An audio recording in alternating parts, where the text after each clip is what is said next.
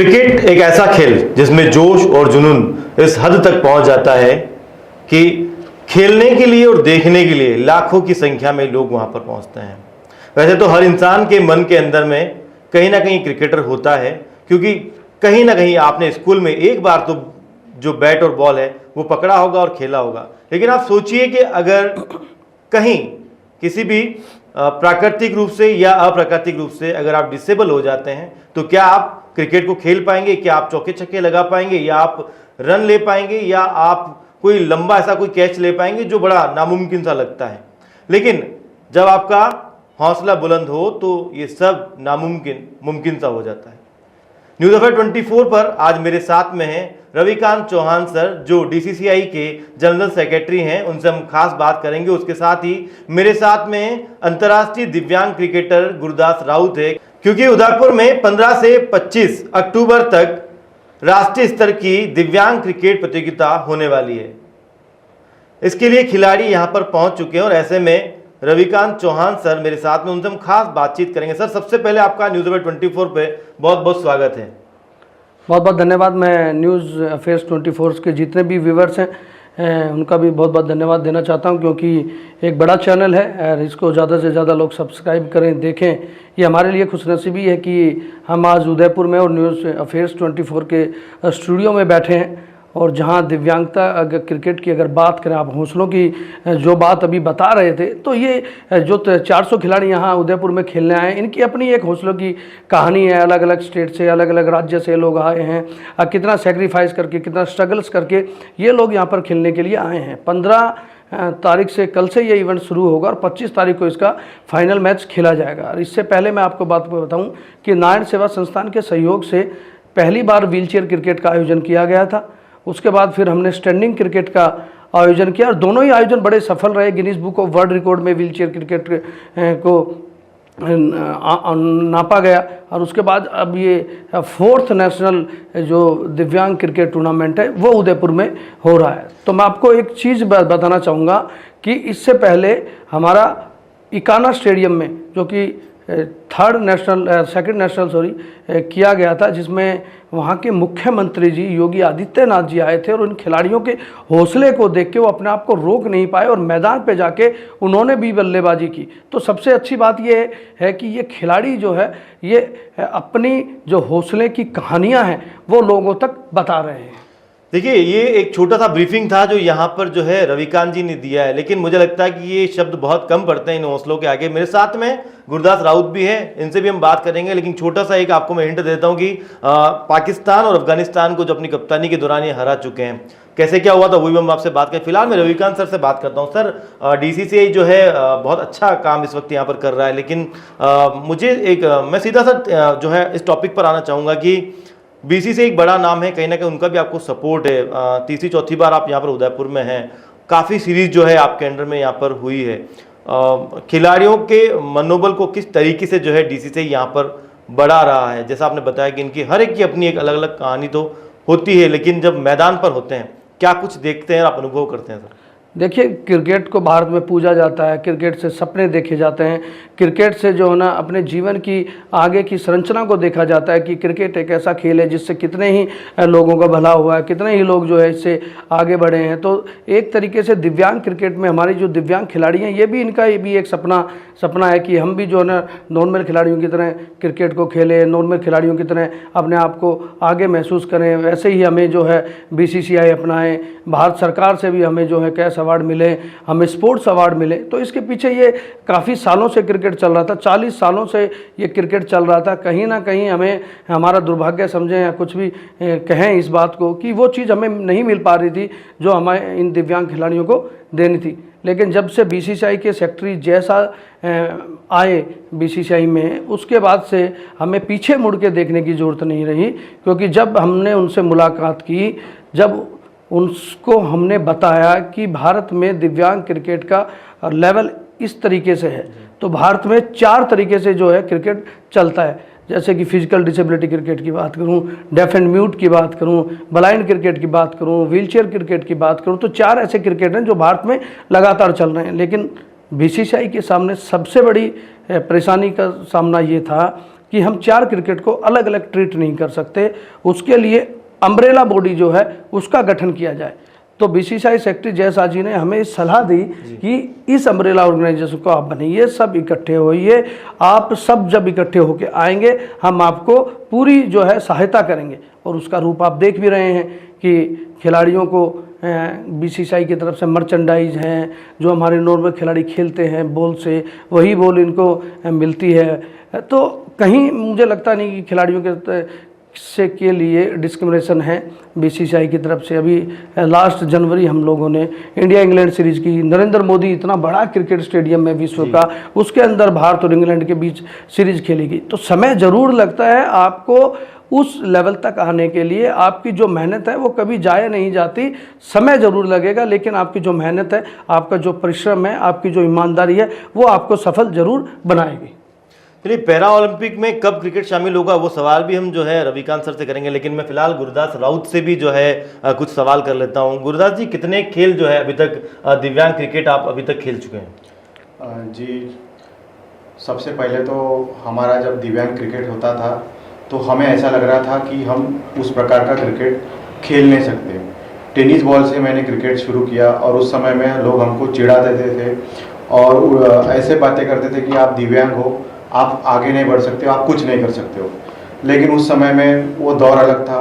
दिव्यांग बोगी में हम क्रिकेट खेलने जाते थे और बाथरूम से ऐसी पानी आता था और उस पानी में बैठ के भी कभी कभी खिलाड़ी ऐसे जाते थे, लेकिन खेलने का एक जुनून था। वो दौर निकलता गया, धीरे धीरे वो सारी चीज़ें होती गई और एक ऐसा समय आया 2012 में आज मैं उस शख्स के पास बैठा हूँ, श्री रविकांत चौहान सर। मैं उनका बहुत शुक्रगुजार हूँ कि आपने दिव्यांग खिलाड़ियों का जो सपना था वो सच में साबित कर दिया, क्योंकि कभी भी दिव्यांग खिलाड़ी कभी नहीं सोचते थे कि मैं लेदर बॉल से क्रिकेट खेलूंगा। और उस समय में वो दौर था 2012, पाकिस्तान इस्लामाबाद शहर में पहली बार दिव्यांग क्रिकेट टीम देश से विदेश में खेलने गई और ऐसे टीम के साथ खेलने गई जहाँ पे सब लोग जाने को डरते थे। लेकिन इस इंसान ने उस दौर में उन खिलाड़ियों को ऐसे जगह लाके खड़ा कर दिया कि पाकिस्तान को हमने 3-0 से वनडे में और 1-0 से T20 में उनका व्हाइट वॉश किया। और उसके बाद दिव्यांग खिलाड़ियों का जो एक सपना था वो सच साबित होने लगा। धीरे धीरे क्रिकेट को लेदर बॉल क्रिकेट खेलने के लिए प्रेरित करते गए और उस समय के बाद पाकिस्तान के बाद अफगानिस्तान, दक्षिण अफ्रीका और उसके बाद एक सभी खिलाड़ी का एक ड्रीम होता है कि मैं वर्ल्ड सीरीज़ खेलूँ, वर्ल्ड कप खेलूँ, और वो भी सपना साकार हुआ जो रवि सर है उनके माध्यम से। क्योंकि खिलाड़ी तो खेलते हैं, लेकिन खिलाड़ियों के खेलने के बाद उनको ऐसा लगता है कि उनके घर का 2 टाइम का चूल्हा जले। तो इस इंसान ने उसको अलग तरीके से खिलाड़ियों के प्रति पेश किया और हम खिलाड़ियों को जो भी चीज़ें ग्राउंड लेवल से लगती है उनको हर चीज़ें में उन्होंने सपोर्ट किया। जैसे लगता है कि खिलाड़ियों को आने जाने का खर्चा, पहले तो हम ट्रेन से जाते तो अभी फ्लाइट से जा रहे हैं। खिलाड़ियों को एक नॉर्मल मैदान में क्रिकेट खेलने को मिलता था तो आज हम अंतर्राष्ट्रीय मैदान में खेलते हैं। तो ये नज़रिया उन्होंने एक अच्छा पॉजिटिव रखा कि मुझे कुछ करना है इन खिलाड़ियों के लिए। आज हम देख रहे हैं कि हमारे भारत में पहले चुनिंदा खिलाड़ी रहते थे जो देश में खेलते थे 15 से 20, 25, 50 तक। आज हमारे पास बीसीसीआई के पास 5000 खिलाड़ी है कि एट ए टाइम किस खिलाड़ियों को ले आज कंपटीशन बढ़ी है और जिसके कारण लोगों का नज़रिया भी इस दिव्यांग खिलाड़ियों को देखने को मिला है।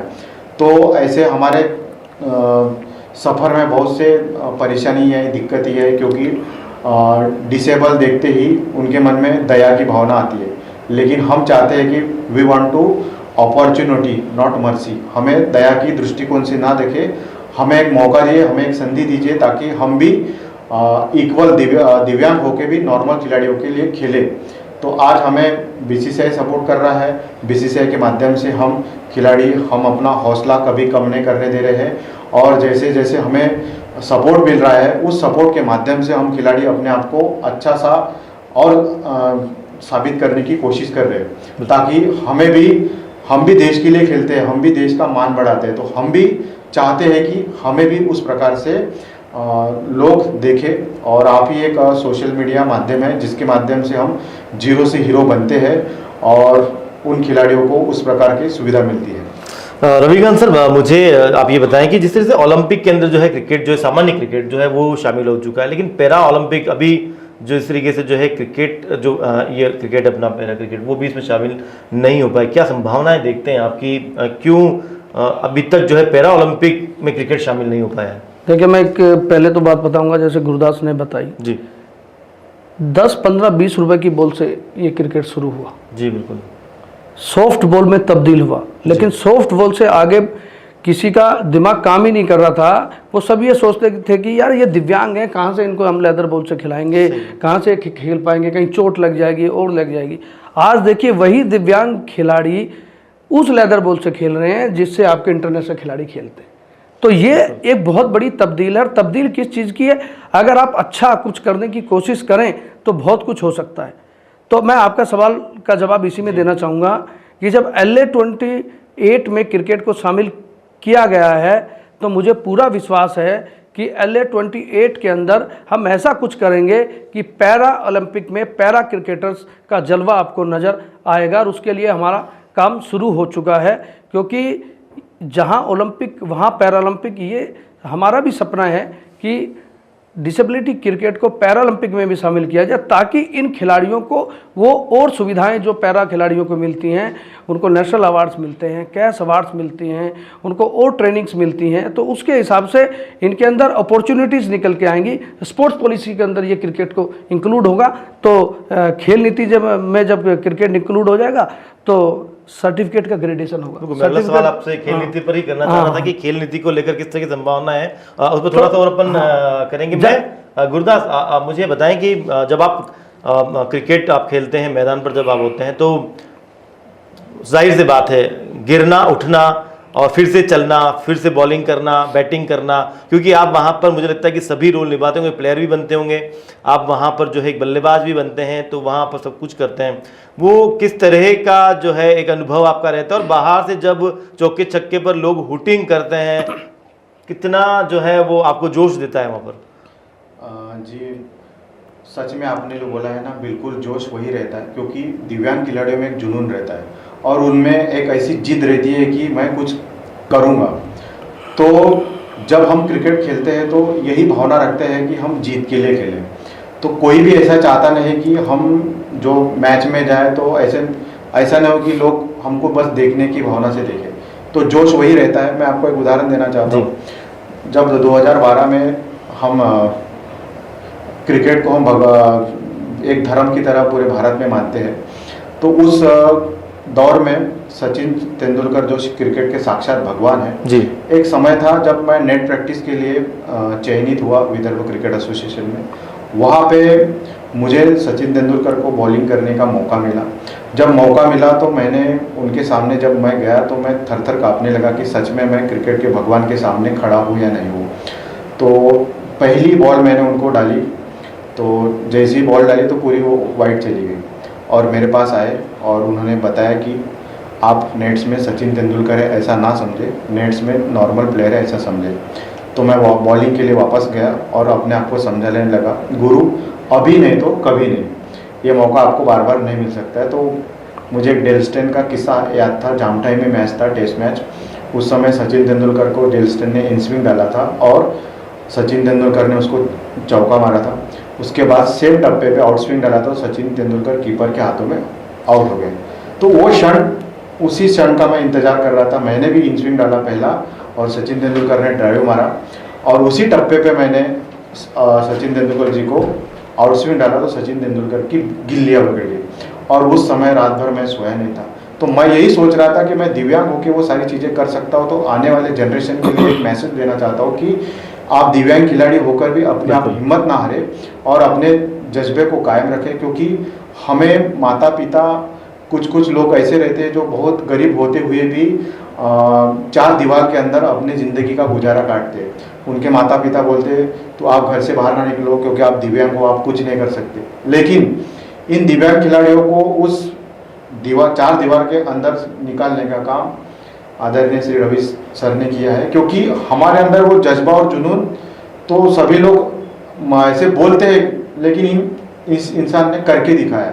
तो हमें सच में ऐसे लोगों को सैल्यूट है जिनके माध्यम से आज हम जीरो से हीरो बने हैं, क्योंकि आज हमको सभी लोग जानते हैं कि गुरदास राउत आज इंडिया टीम का कैप्टन बना है, गुरदास राउत आज इंटरनेशनल खिलाड़ी है। तो ये इनके कारण है, क्योंकि ये नहीं रहते तो आज हमको उस प्रकार का प्लेटफॉर्म उस लेवल पे नहीं मिलता जिसके हम भूखे थे बहुत दिनों से।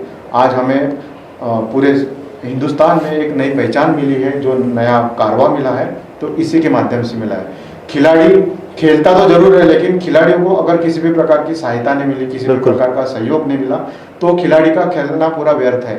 लेकिन जब से DCCI और रवि सर हमारे खिलाड़ियों के पास एक मसीहा की तरह जुड़े हैं, तो खिलाड़ियों का हौसला आज आसमान में एक बुलंदियों की तरह जा चुका है, और खिलाड़ी दिल से खेलते, लगन से खेलते हैं, और यही सोचते हैं कि कब हमारी टूर्नामेंट आए और कब हम अपने खेल को उस प्रकार से लोगों के सामने पेश करें जिस प्रकार से लोगों की अपेक्षा रहती है। कितने अच्छे अनुभव है गुरुदास की कि इन्होंने सचिन के सामने भी जो है नेट के अंदर जो है बॉलिंग की है, गिल्लियां उन्होंने उनकी उड़ाई है, लेकिन मुझे लगता है कि ये कहीं ना कहीं इनको खुद के दिल से लगता होगा कि अगर मैं एक दिव्यांग क्रिकेटर नहीं होता तो शायद मुझे कभी इतना करीब से सचिन तेंदुलकर को देखने का, उनके सामने बॉलिंग करने का मौका भी नहीं मिला। आप भी शायद मानते होंगे रवि सर इस बात को कि अगर क्रिकेट में नहीं होते तो शायद कभी भी इतना जो है सचिन सर से मिलना या उनके सामने बॉलिंग करना इनके भाग्य में शायद ये चीज नहीं हो पाती। चलिए खेल नीति की हम बात कर रहे थे कि खेल नीति में क्या लगता है, किस तरह की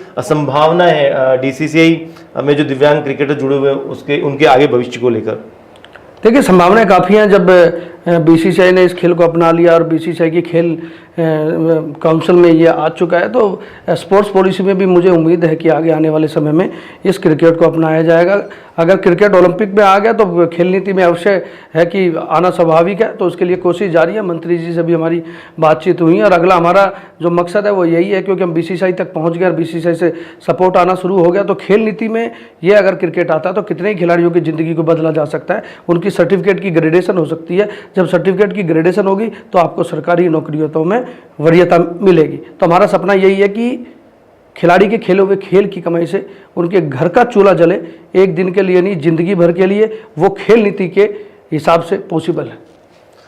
रविकांत सर, सरकारी रूप से आपको क्या लगता है? देखिए, क्योंकि आप जितने भी ये जो टूर्नामेंट्स होते हैं, कहीं ना कहीं बड़ी स्पॉन्सरशिप या कोई अगर इनको आयोजित करता है तभी जाकर ये चीज़ें संभव हो पाती है। तो अगर इसमें कहीं ना कहीं जो है सरकारी रूप से जो है एक बड़ा अगर फंड यहाँ पर मिले तो आपको क्या लगता है? जैसे अभी बताएं कि 5-7 जो हज़ार आपके दिव्यांग क्रिकेटर हमेशा तैयार, एक बड़ी जो है संख्या है आप लोगों के पास में, लेकिन कब तक? क्योंकि शायद आप विदेश में भी जो है सीरीज चालू कर चुके हैं। उदयपुर में आप जैसे नारायण सेवा के साथ जुड़े हुए यहाँ पर कर रहे हैं, लेकिन क्या बाहर कभी कुछ होता है तो क्या नारायण सेवा वहाँ पर भी आपके साथ जुड़ा रहेगा सपोर्ट के रूप में?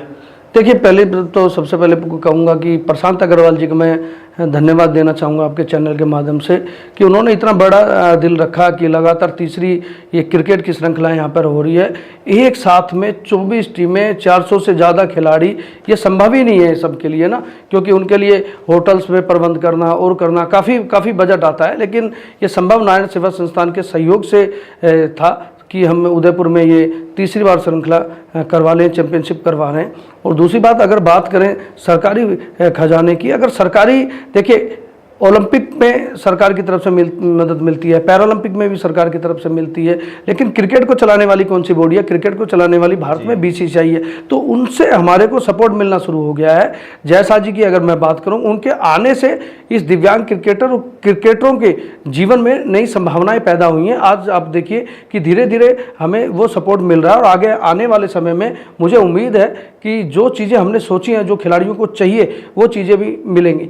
लेकिन मैं ये बात भी बताना चाहता हूँ कि अब हमारे इस क्रिकेट में कॉरपोरेट्स जगत भी आने लग गया है। हमारे श्री राजेश भारद्वाज जी हैं, जो कि श्याम सेवादार हैं, उनके माध्यम से काफ़ी कॉरपोरेट्स यहाँ पर आए हैं। जैसे APL अपोलो आप टी-शर्ट पे देखिए, जयप्रकाश पावर एंड वेंचर देखिए, एकोलाइट देखिए, KB ज्वेलर्स देखिए, बहुत ऐसे स्पॉन्सर हैं। एक्सेसिबिलिटी की बात करते हैं तो स्वयं जो है समीनू मैडम जी, वो हमेशा हमारे साथ में हमारे इस क्रिकेट के साथ में रहती हैं, उनका बड़ा सपोर्ट हम लोगों को मिलता है। तो ये सब लोग जब आपके साथ आते हैं, आपकी चीज़ को सपोर्ट करते हैं, तो मुझे उम्मीद है कि जो आप आईपीएल और हमारी जो भारतीय टीम के स्पॉन्सर्स की जो लिस्ट देखते होंगे जर्सी पे, वो भी हमारे खिलाड़ियों पे धीरे धीरे आनी शुरू हुई है। लेकिन जो हमारा सपना है कि इनको आर्थिक रूप से मदद की मिले, तो उसके लिए हम प्लान कर रहे हैं कि इनको कहीं ना कहीं एक ग्रेडेशन सिस्टम चलाया जाए। जो best of the best player हैं, कम से कम उनको हम जो है आर्थिक रूप से मदद दें। अगर उनको आर्थिक रूप से मदद मिलेगी तो भारत के विभिन्न खिलाड़ियों को मदद मिलेगी। तो वो हमारा कार्य जारी है। और जितनी भी हमारी टीम है, हमारे स्पॉन्सर्स हैं, जितने हमारे सहयोगी लोग हैं, वो हमारे साथ में हैं और इस चीज़ को हम आगे बढ़ा रहे हैं। मतलब भावना यही है कि जर्सी पर तो प्लेयर आ चुके हैं, लेकिन बहुत एक अच्छा सपना भी है कि पैरा ओलंपिक के मैदान पर जो है प्लेयर वहाँ पर होने चाहिए। गुरुदास, आपसे एक और सवाल मैं यहाँ पर करना चाहूँगा। यहाँ पर मैं, जब आप खेल मैदान पर होते हैं, जैसा कि मैंने आपसे सवाल पहले कर लिया है, सामान्य जिंदगी में इस खेल से कितना फर्क पड़ता है? आपके साथ और भी ऐसे काफ़ी सारे खिलाड़ी, जब आप एक दूसरे से मिलते हो, क्योंकि अभी जैसे इन्होंने बताया कि 400 खिलाड़ी यहाँ पर, और क्योंकि 50 से ज़्यादा मैच आप खेल चुके हो, यानी कि एक लंबा अनुभव आपको यहाँ पर हो चुका है। इस क्रिकेट में आने से पहले और क्रिकेट में आने के बाद में किस तरीके के बदलाव आप अपने आप में और अपने आसपास के जुड़े हुए लोगों में देखते हैं, और कितना धन्यवाद देते हैं ऐसी बॉडीज का जिन्होंने आपको एक प्लेटफॉर्म दिया? क्योंकि लगातार जो है आप यही कह रहे हैं कि इस तरीके मसीहा जो है जिनकी वजह से जो है हम यहाँ तक पहुँच पाए। कितना बदलाव देखते हैं आप इन दोनों फेज में? जी देखिए, जब हम सबसे पहली बार जब पाकिस्तान गए थे तो हमारी टीम ना, एक लगान मूवी आपने देखी होगी, उस प्रकार से हमारी टीम थी। पूरे भारतवर्ष से सर ने उन खिलाड़ियों को, उन हीरो को परखा था कि ये इंडिया के लिए खेल सकते हैं और आने वाले समय में भविष्य हो सकते हैं। तो जब हम पहली बार जब जा रहे थे तो ज़िंदगी में हमने कभी भी लेदर बॉल का नेशनल टूर्नामेंट नहीं खेला और ना इंटरनेशनल खेला। उस समय में हमारे लिए एक ऐसा इंसान खड़ा हुआ जिसके कारण आज खिलाड़ियों के मन में और एक रिस्पेक्ट बनती है, क्योंकि इन्होंने उस क्रिकेट को शुरू किया। तो जब हम गांव में या शहर में या जहाँ पे भी जाते थे, सब लोग हमें चिढ़ाते, भैया एक हाथ वाला ये क्या करेगा या कैसे खेलेगा।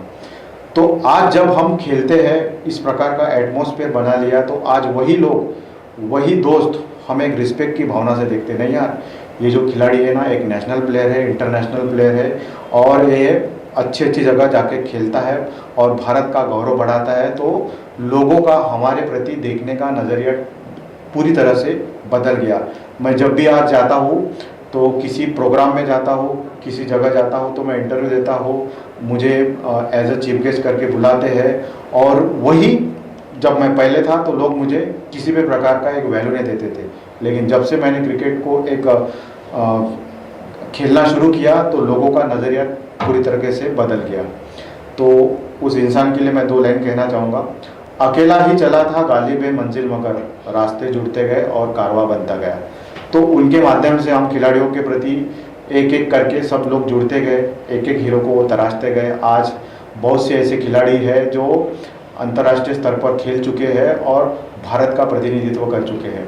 तो खिलाड़ियों को जीरो से हीरो, और उनको लोगों के मन में जो नज़रिया जो चेंज करने का था, तो DCCI के माध्यम से हुआ है। और डिफरेंट लेवल क्रिकेट काउंसिल ऐसी एक एसोसिएशन है जिसके माध्यम से पूरे इंडिया में खिलाड़ियों को उसी प्रकार के लिए उचित सहायता, उचित प्रकार के फैसिलिटीज़, ये सारी चीज़ें मिल रही है, जिसके कारण खिलाड़ी आज टोटल ओनली क्रिकेट को वैल्यू दे रहा है, क्रिकेट को इम्पोर्टेंस दे रहा है, और क्रिकेट के माध्यम से उनको किसी न किसी प्रकार की सहायता हो रही है, जिसके कारण वो अपने आप को खेल के प्रति और ज़्यादा मजबूती से प्रेस होने की कोशिश कर रहा है। रविकांत सर, लगातार मैंने जब भी जो है गुरुदास से सवाल किए हैं तो उन्होंने हर सवाल के अंदर आपकी बहुत तारीफ करी। मुझे लगता है पूछना ही पड़ेगा कि आपकी जो ये जर्नी है कि DCCI और दिव्यांगों को जो है क्रिकेट के इस स्तर तक लेकर जाना है, ये विचार कहाँ से आया? वैसे तो आपने कई बार देखा होगा इंटरव्यूज़ के अंदर लोग सबसे पहले तारीफ स्टार्ट कर देते हैं कि हमारे साथ ये हैं, इन्होंने ये किया, लेकिन मैं चाहता हूँ कि अब आपने इनका काम देख लिया तो अब जो है रविकांत सर खुद मुझे इस चीज़ के बारे में बताएं कि ये जो इतना ऐसा डिसीजन था कि मैं इतना मुश्किल काम शुरू करूँ जिसको आपने बहुत आसान कर दिया अब इन लोगों के लिए, ये कहाँ से शुरू हुआ? नहीं देखिए मुश्किल तो रहता ही है, क्योंकि सेक्रीफाइस बहुत रहता है, क्योंकि ये तो इन खिलाड़ियों का प्यार है जो इतना सम्मान देते हैं। सबसे बड़ी बात क्या है कि आपने अगर कुछ करना है अपनी कम्युनिटी के लिए तो आपको सेक्रीफाइस करनी पड़ेगी, मेहनत करनी पड़ेगी। सबसे बड़ी बात है कि आपको अपने समाज में आपको ईमानदारी ज़रूरी है, जो आपको आगे बढ़ाती है। आप ईमानदार अगर हैं तो आप बहुत आगे तक जा सकते हैं, क्योंकि आप अपना विश्वास पैदा कर सकते हैं अपने खिलाड़ियों के बीच में, अपने समाज के बीच में। तो बस वही एक ईमानदारी की बात करें, लगन की बात करें, क्योंकि प्रति रात दिन हम सब लोग हमारे खिलाड़ियों के बारे में सोचते हैं कि ये जो हमारा कम्युनिटी का स्पोर्ट्स है ये कहीं ना कहीं इस लेवल पे जाना चाहिए, ताकि इन खिलाड़ियों को वही सम्मान मिले जो हमारे दूसरे खिलाड़ियों को मिलता है। तो सफ़र तो बड़ा काफ़ी लंबा है, क्योंकि समय हमारे पे कम है, तो बाद में कभी बातचीत करेंगे। लेकिन बस यही कहेंगे कि जो हमने सेक्रीफाइस किए हमारे खिलाड़ी सेक्रीफाइस ना करें। देखिए जिस तरीके से रविकांत सर ने यहाँ पर बताया कि ये इसलिए इतना जो है बलिदान यहाँ पर कर रहे हैं ताकि जो इनके पीछे जो खिलाड़ी यहाँ पर तैयार हो रहे हैं वो जो है एक अच्छे मुकाम तक पहुँचे। रविकांत सर और गुरदास, आप हमारे साथ में न्यूज़ एफएम 24 पर आए, हमसे बातचीत की, इसके लिए आपका दोनों का बहुत बहुत धन्यवाद, आभार। और मेरे साथ में थे रविकांत चौहान सर और उसके अलावा गुरदास राउत। दोनों को आपने सुना। अब लेकिन गुरदास और गुरदास जैसे जो कई दिव्यांग क्रिकेटर है वो किस तरीके से मैदान पर चौके छक्के लगाते हैं और लोगों को मजबूर कर देते हैं कि किस तरीके से जो है उनके चौके छक्के पर, उनकी फील्डिंग पर लोग बाहर से हुटिंग करते। अगर आपको ये देखना है तो 15 अक्टूबर से 25 अक्टूबर तक उदयपुर के 5 मैदान पर जो है दिव्यांग क्रिकेट होने वाला है। मुझे लगता है कि शायद ये सब इनकी जर्नी सुनने के बाद में आप खुद को उस दिव्यांग क्रिकेट को देखने से रोक नहीं पाएंगे। धन्यवाद।